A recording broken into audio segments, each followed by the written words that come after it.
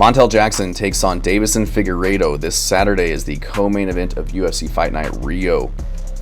And this is a good fight. This is kind of a do or die for Deiveson Figueiredo. He's kind of getting up there in age, 37 years old, going to be 38 in December on a 2-fight losing streak, taking on another guy who's super talented on the come up in Montel Jackson, who's been on a tear as of late. 6-fight winning streak. Recently beat Daniel Marcos by unanimous decision back in May, which is a very impressive performance. Looking to get kind of that marquee win to kind of get his name into the title picture in the 135-pound division. So, Deiveson Figueiredo, a former champ at flyweight, moved up to 135 recently, and had some success. Beat Rob Font, Cody Garbrandt, Oliveira, but then lost to Petr Yan. Had the knee injury to Corey Sandhagen in his last fight. So, kind of in an iffy situation for Deiveson Figueiredo, whereas Montel Jackson, kind of the surging contender, a lot of skills, has looked really good, really talented as of late. So I'm gonna go with Montel Jackson. He's gonna be just the much bigger, athletic, more powerful guy, I think. I think he's gonna have the wrestling advantage. I think he's gonna have the striking advantage. He's fast on the feet, rangy, very powerful, very quick, crisp striker, throws straight punches down the pipe to put guys out. We saw that in the Damon Blackshear fight. Has great movement in and out, very defensively responsible, doesn't get hit very often, able to kind of slide in and out of range and crack guys with his left hand, and having the reach advantage in this fight, going up against Deiveson Figueiredo, who I don't think is going to have the ability to get it to the ground as much as he's going to need to in this fight. Maybe he does get it to the ground, but I can see Montel Jackson just using his size and just physicality to be able to kind of stay safe and get back up to his feet. He is a jiu-jitsu purple belt as well, and was an Olympic hopeful at one time before he switched over to MMA. So I just don't think that Deiveson Figueiredo has what it takes to kind of compete at this level. He's taken a lot of damage. And I wouldn't say a lot of damage, but he's been through a lot of wars, been in a lot of big, long, drawn out fights, the Brandon Moreno fights.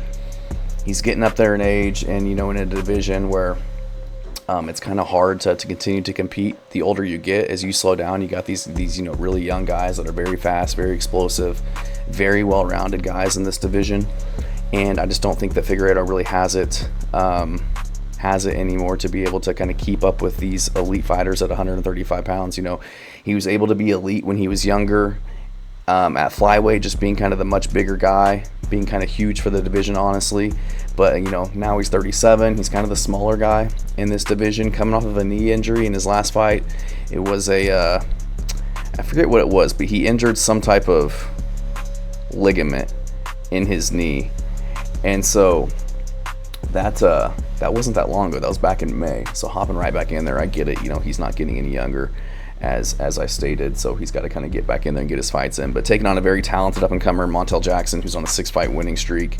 I think he's got the power advantage. I think he's going to be faster.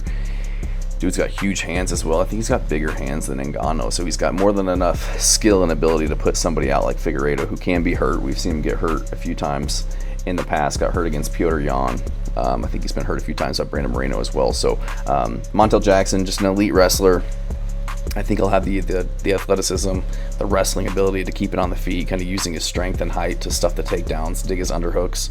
It's much harder for the shorter guy to take down the longer guy, because they can always just kind of post on the ground and stay upright. So we did see Figueiredo having success with his takedowns against Corey Sandhagen, but Corey was able to kind of scramble back up, threaten with leg locks, get back to his feet.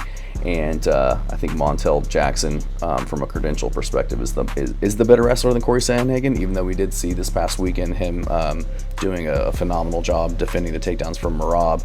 I think he's got kind of the same skill set as Montel Jackson, the same type of frame, and I think Montel Jackson will be able to kind of use that to keep this fight on the feet, where I think he's got a huge advantage in this one. So I think another big thing that we saw in that Corey Sandhagen fight is Corey's ability to use his length on the ground to land ground and pound shots.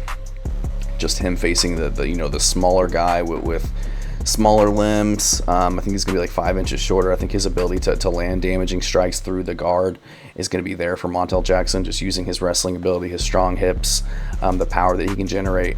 I think that he'll find success if this fight does go to the ground, landing a lot of damaging blows on Figueiredo, who he is a jiu-jitsu black belt. He can throw up submissions off his back. I just don't think he's going to catch somebody like Montel Jackson. I don't think he's going to have the power or the strength to sweep somebody like Montel Jackson or really try and or get him off of him. Honestly, I think that Montel Jackson is going to have some heavy pressure if it does go to the ground. So I think that Montel Jackson will dominate it when it goes to the ground, stay out of submissions, land shots from the guard, and do a lot of damage to Figueiredo, whether this fight stays on the feet or whether it does go to the ground. So Jackson's going to have, I think it's a 7.5 inch reach advantage. He will need to watch out for the leg kicks of Figueiredo. He's got very heavy leg kicks, and Montel Jackson got tiny little legs on him, which would make sense. Him being, you know, as tall as he is, but still being able to make 135. So, but I'm going to go with Montel Jackson. I think he's got the speed, the one-punch knockout power, wrestling ability. I think he's able to put everything together very well. He's shown a lot of skill, a lot of promise in his last few fights, and I just think it's going to be a bad night out for Figueiredo, who, you know, I don't know if he retires after this one, but I definitely don't think that he's going to be able to kind of keep taking on these marquee names. Maybe he'll become kind of a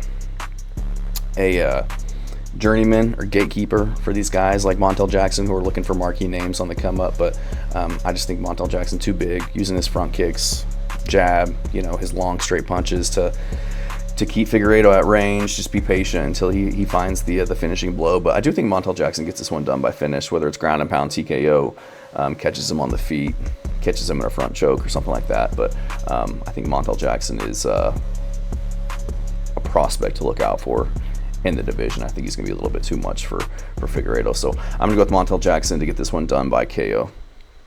Thanks.